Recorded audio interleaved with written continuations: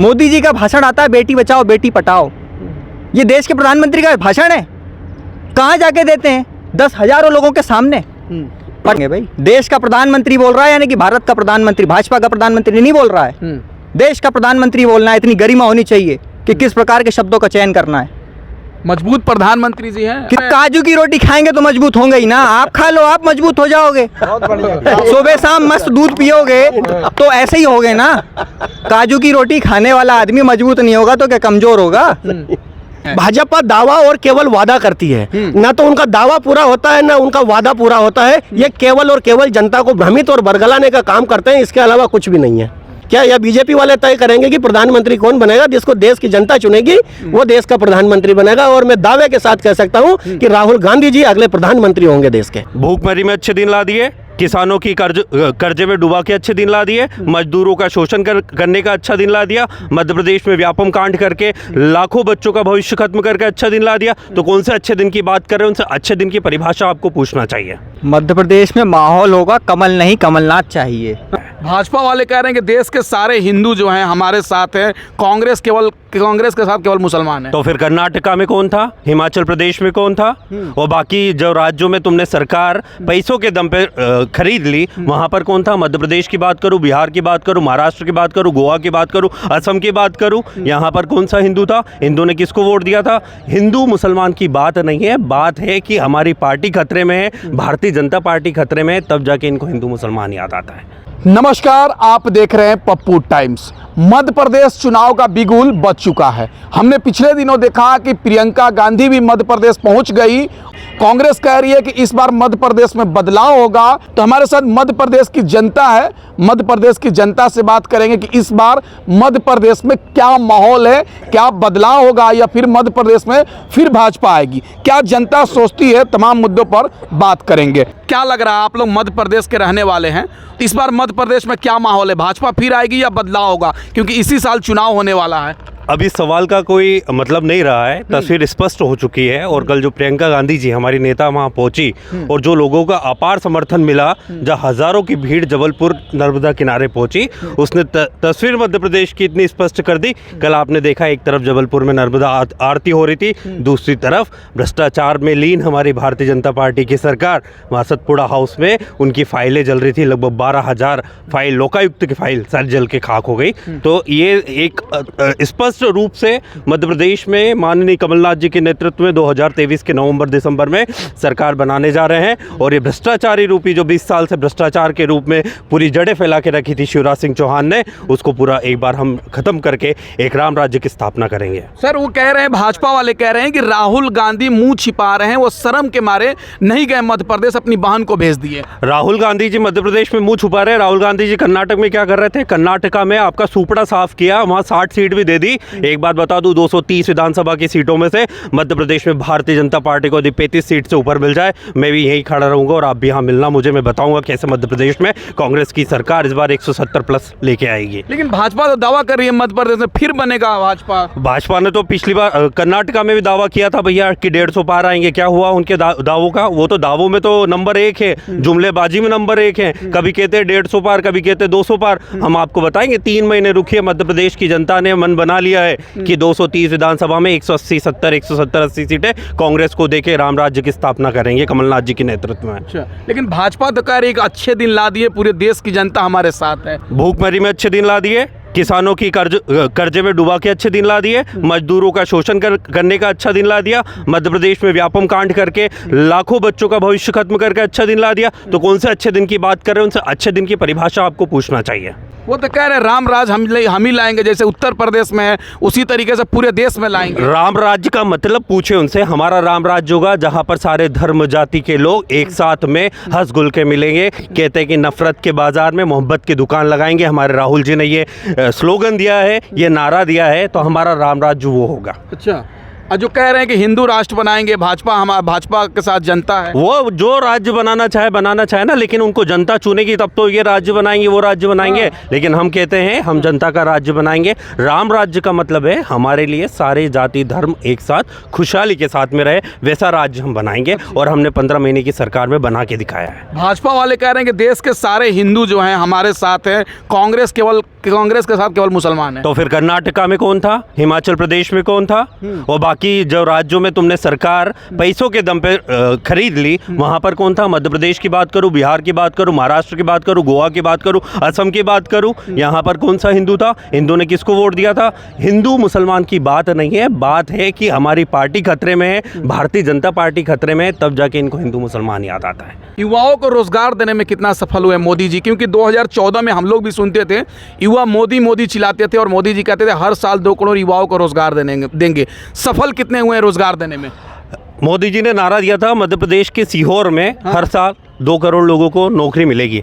हालत ये है कि 2 करोड़ तो दूर की बात है, ये कोरोना काल में 2 साल में जितनी नौकरियां गई है, और मध्य प्रदेश में तो हालत इससे विपरीत है, जहां पर लाखों युवाओं ने नौकरी तो खोई है, लेकिन नौकरी के नाम पे जो अलग अलग फॉर्म रहते हैं, एडमिशन की फीस रहती है, उससे हज़ारों करोड़ रुपए की कमाई मध्य प्रदेश की शिवराज सरकार ने कमाई है। तो नौकरी की तो बात दूर की बात हो गई है। अब ये रोजगार देने में नाकाम रहे हैं, इसलिए वो चाहते हैं कि मध्य प्रदेश के भीतर कमलनाथ जी की सरकार आए, जहाँ पे एक स्वर्णिम इतिहास युवाओं के लिए बने। आपको लग रहा है, क्या लग रहा है, माहौल क्या है मध्य प्रदेश के अंदर? मध्य प्रदेश का माहौल कमलनाथ जी के नेतृत्व में कांग्रेसमय हो चुका है। अभी आपके ही एक न्यूज चैनल का सर्वे आता है जिसमें 78% मध्य प्रदेश की जनता कांग्रेस के पक्ष में अपना समर्थन देती है, और आने वाले महीनों में ये समर्थन और बढ़ेगा। और भारतीय जनता पार्टी इस वक्त मैं दावा करता हूं कि दहाई के आंकड़े को नहीं छू पाएगी। इतनी भयंकर आंधी कांग्रेस और कमलनाथ जी के नेतृत्व में मध्य प्रदेश में चलने जा रही है। भाजपा तो कह रही है हम फिर आ रहे हैं मध्य प्रदेश में, भाजपा हो रहे हैं कि कोई नहीं है। भाजपा दावा और केवल वादा करती है, ना तो उनका दावा पूरा होता है ना उनका वादा पूरा होता है। ये केवल और केवल जनता को भ्रमित और बरगलाने का काम करते हैं, इसके अलावा कुछ भी नहीं है। तो क्या लग रहा है, मध्य प्रदेश के साथ साथ पूरे देश में भी 24 में चुनाव होने वाला, क्या लग रहा है, बदलाव होगा या फिर मोदी जी हैट्रिक मारेंगे? 24 का ट्रेंड आपको 2023 में जो चुनाव होने जा रहे हैं 4 राज्यों में, मध्य प्रदेश, राजस्थान, छत्तीसगढ़, तेलंगाना में, 2024 का जो ट्रेलर है वो 2023 के अंत में आपको दिखना शुरू हो जाएगा कि 2024 में हम राहुल गांधी जी के नेतृत्व में पूरे भारत में कांग्रेस का झंडा लहराने जा रहे हैं। राहुल गांधी जी के नेतृत्व में? राहुल गांधी जी के नेतृत्व में, कांग्रेस पार्टी के नेतृत्व में। वो तो कह रहे हैं कि राहुल गांधी जी प्रधानमंत्री का सपना देखना भूल जाए,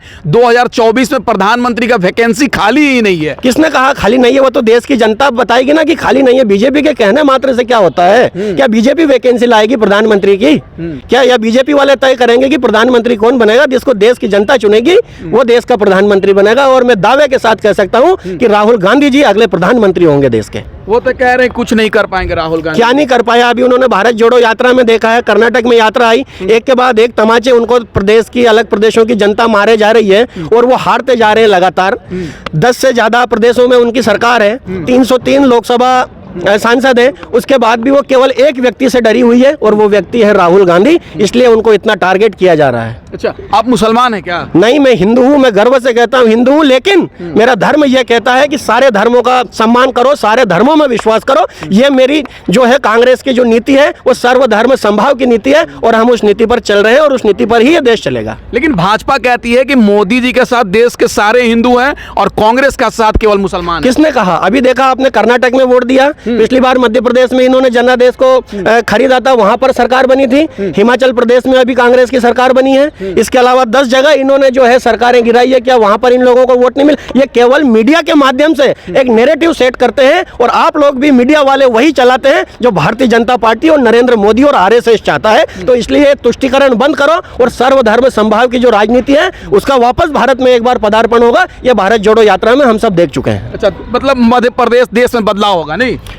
इस बार मध्य प्रदेश ही नहीं वरन पूरे देश में बदलाव की आंधी है और पूरा देश एक बार फिर राम राज्य की ओर बढ़ेगा और वो भी कांग्रेस के और राहुल जी के नेतृत्व में। मध्य प्रदेश में क्या माहौल होगा इस बार? मध्य प्रदेश में माहौल होगा कमल नहीं कमलनाथ चाहिए। क्यों चाहिए? ये जनता देख रही है। आज 500 रुपए की बात करें, 500 रुपए में क्या मिलता है? मध्य प्रदेश में मिलेगी गैस, गैस का सिलेंडर मिलेगा जो राजस्थान में मिल रहा है। क्या भारतीय जनता पार्टी के नेता देंगे 500 रुपए में गैस का सिलेंडर? ये वही तो बोलते हुए आए थे ना कि बहुत हुई महंगाई की मार। अब की बार बोलना नहीं चाह रहा हूँ, बोलना नहीं चाहता हूँ, बोलना ही नहीं चाहता हूँ। क्यों बोलूँ और किस लिए बोलूँ? क्या हुआ वो?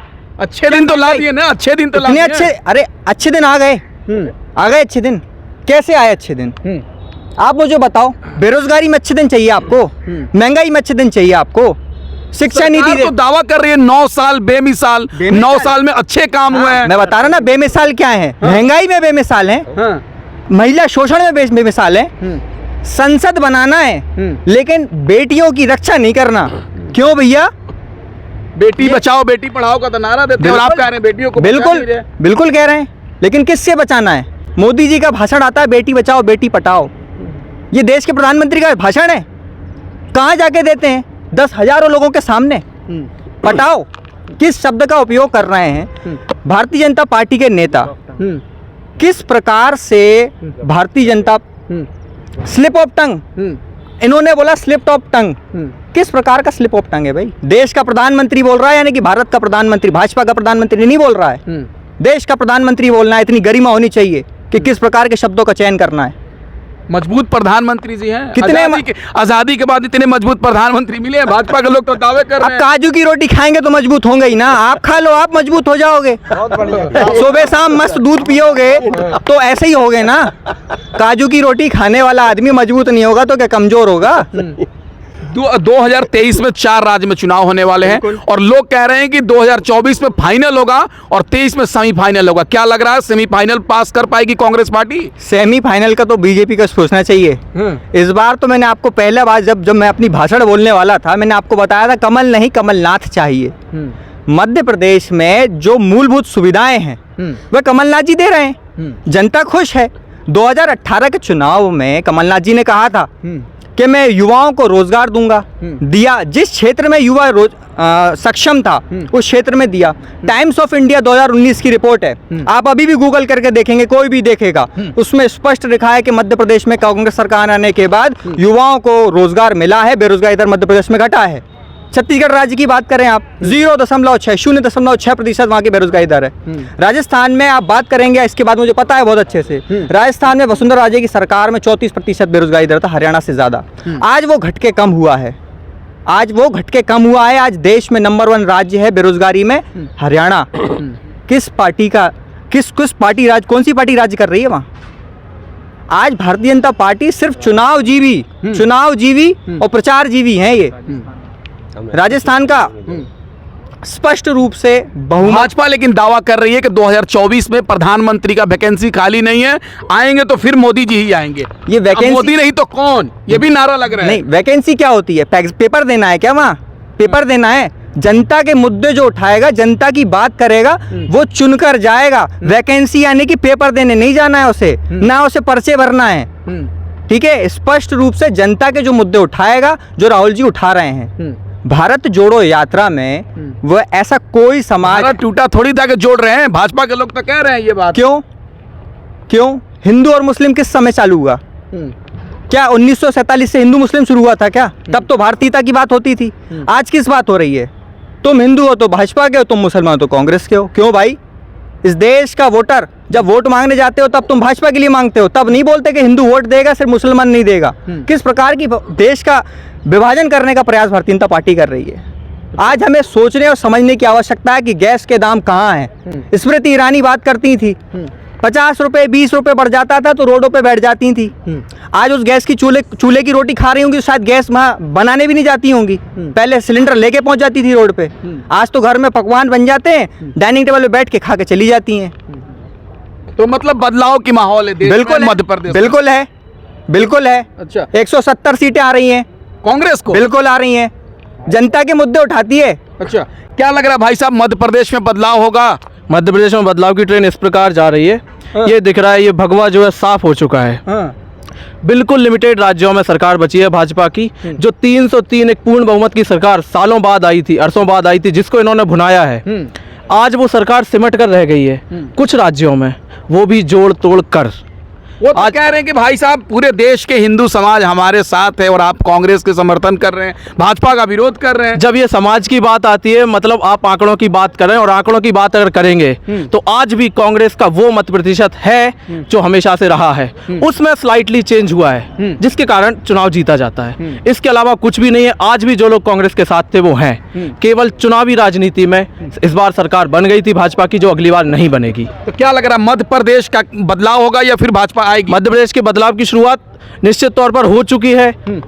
अमन भाई ने भी बताया और भी लोगों ने बताया कि ये जो कल वल्लभ भवन, जो एक जगह होती है, मंत्रालय है मध्य प्रदेश सरकार का, सबसे सुरक्षित एरिया, उसके साइड में बिल्कुल पड़ोस में सतपुड़ा भवन है। वहां अगर इस तरह से आगजनी की घटनाएं होती है कि राजनाथ सिंह जी, गृह मंत्री, रक्षा मंत्री से बात करनी पड़ती है आग बुझाने के लिए, 24 घंटे में वो आग नहीं बुझ पाई है। 12,000 फाइलें जल के राख हो गई हैं। जहाँ छात्रवृत्ति की फाइलें थी, जहाँ पेंशन की फाइलें थी, जहाँ आदिवासियों के मामले की फाइलें थी, या शिक्षा विभाग की फाइलें थी, लोकायुक्त की फाइलें थी, वो केवल आग लगने का मुद्दा नहीं है। वो आग अगर वहाँ लग सकती है सतपुड़ा भवन जैसे सुरक्षित स्थान पर, तो वल्लभ भवन भी जा सकता है। अच्छा, तो हमारे साथ क्या नाम हुआ सर आपका? चिराग सिंह परमार। अच्छा, आपका नाम? ओम जाट। अच्छा, आपका क्या नाम? अमन दुबे। अच्छा, ये तमाम लोग जो हैं मध्य प्रदेश के रहने वाले हैं और ये कह रहे हैं कि इस बार 2023 में जो मध्य प्रदेश का इलेक्शन होने वाला है वहां पर बदलाव होगा और वहां कमलनाथ जी के नेतृत्व में कांग्रेस पार्टी सरकार बनाएगी। देखिए, दावे सबके अलग अलग होते हैं, क्योंकि भाजपा भी कह रही है कि फिर हम मध्य प्रदेश में आ रहे हैं, लेकिन वक्त बताएगा क्या होता है। लेकिन जनता कह रही है मध्य प्रदेश में बदलाव होगा और फिर 2024 में बदलाव होगा। राहुल गांधी जी के नेतृत्व में देश में सरकार बनेगी, राहुल गांधी जी प्रधानमंत्री बनेंगे। अभी वक्त ही बताएगा क्या होने वाला है। इस वीडियो के बारे में आप क्या सोचते हैं कमेंट करके बताएं और चैनल को सब्सक्राइब नहीं किया तो प्लीज चैनल को सब्सक्राइब कर दें। जय हिंद, जय भारत।